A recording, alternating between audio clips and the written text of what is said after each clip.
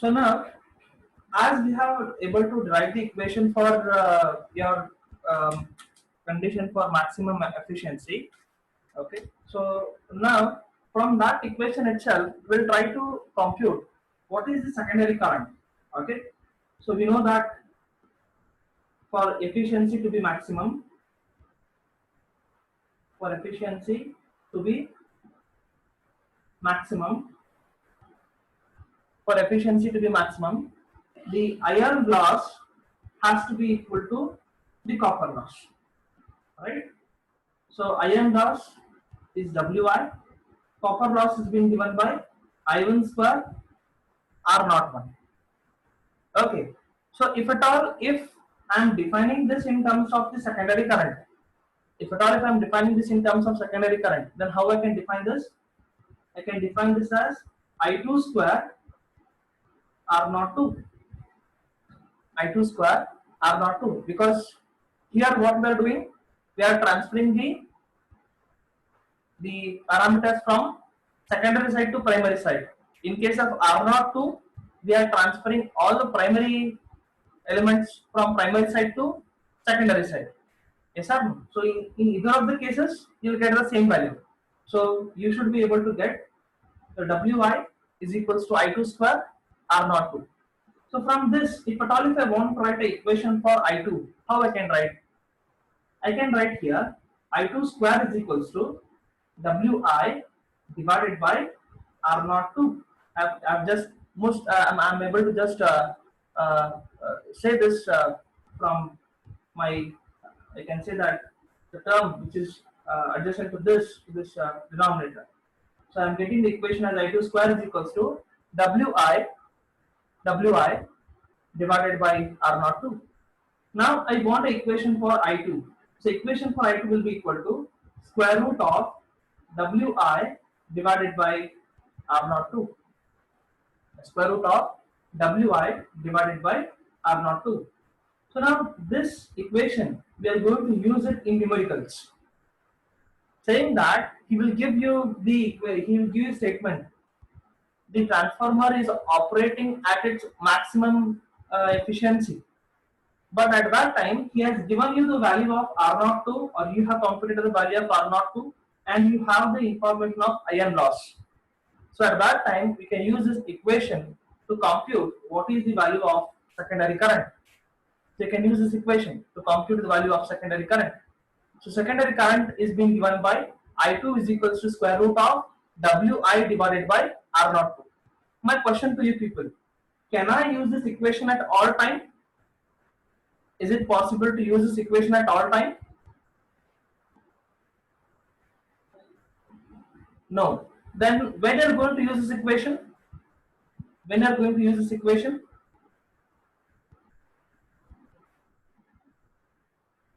Yes, when I can use this equation? Good. When he is saying you that transformer is operating at maximum efficiency. So when he's saying that transformer is going to operate at maximum efficiency, so it is a condition wherein this equation is valid. Because when transformer is not at its maximum efficiency, this itself is invalid. When this itself becomes invalid, there is no doubt that why I cannot use this equation. Is it clear to you? Okay, so that point you have to remember. So this question is valid only when my transformer is operating at maximum efficiency. Okay, the transformer is operating at maximum efficiency. Okay, then as I said you, we'll be using one more equation to compute the efficiency of a transformer at any given load. Okay, so let me write that expression directly, so you don't have any expression for the same. Okay, so you can write here efficiency at any given load x. X is a load. At any given load x is being given by neta x is equals to x kVA cos phi, x kVA cos phi divided by x kVA cos phi plus iron loss plus x square copper loss. X square copper loss. So what is this equation giving you? So if at all if you want in terms of percentage, then multiply this by 100. Okay. So x kVA cos phi is nothing but it is giving you the power input. Okay. It is giving you the power input. So x kVA cos phi divided by x kVA cos phi plus wi plus x square wc.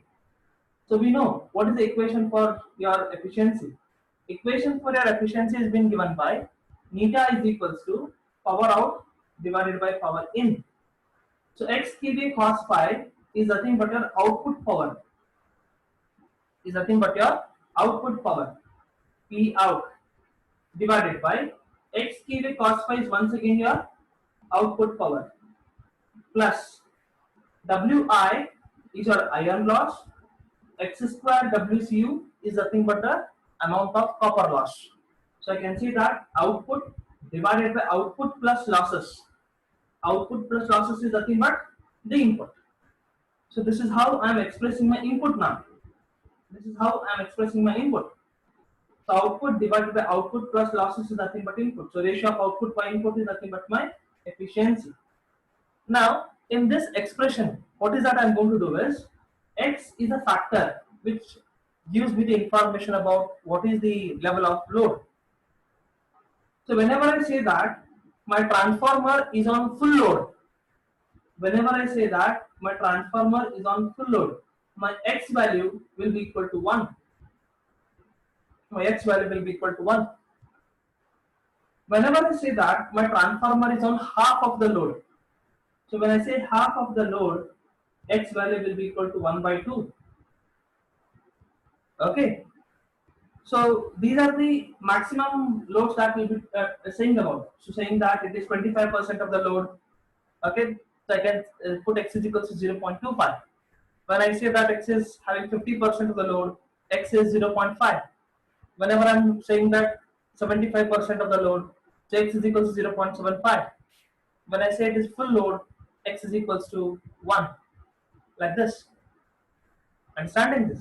So kVA, this information will be given to you in the numerical. Power factor is known to you. Iron loss and copper loss, either you are going to compute it or it will be given to you in case of the numerical.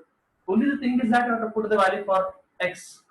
However, whenever you solve the numerical, you will be able to understand it. Okay.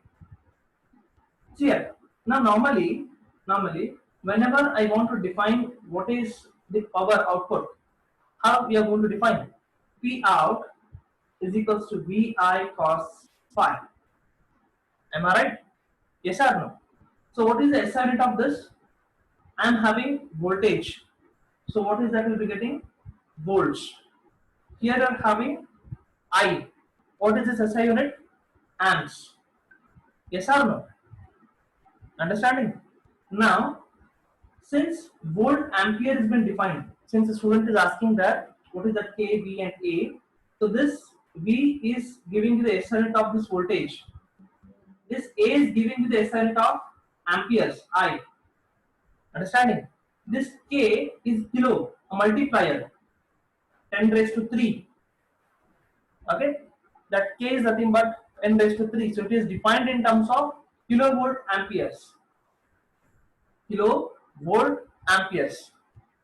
Understanding? So it's the reason I said you. This is nothing but my output power. VI cos phi. VI cos phi. So this K is a multiplier. 10 raised to 3.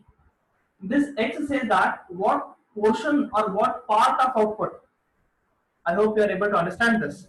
If X is equals to 1, complete output. If X is having a value less than 1, it means portion of your output.